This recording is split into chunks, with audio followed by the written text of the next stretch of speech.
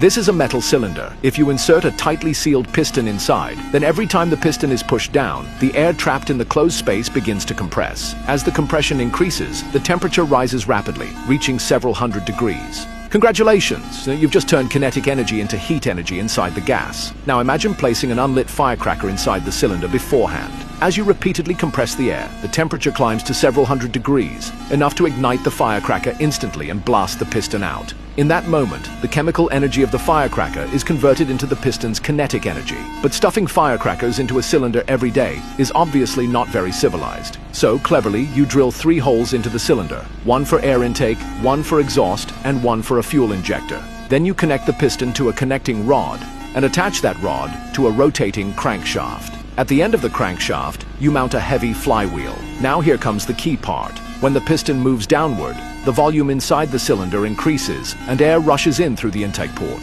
When the piston moves upward, the intake closes and the trapped air is compressed violently. At the extreme of compression, at that moment, the injector sprays a fine mist of diesel fuel into the cylinder. Diesel instantly ignites when it meets the hot compressed air, creating an explosive burst of high-pressure gas. This powerful force slams the piston downward. The motion travels through the connecting rod to the crankshaft, causing the flywheel to spin.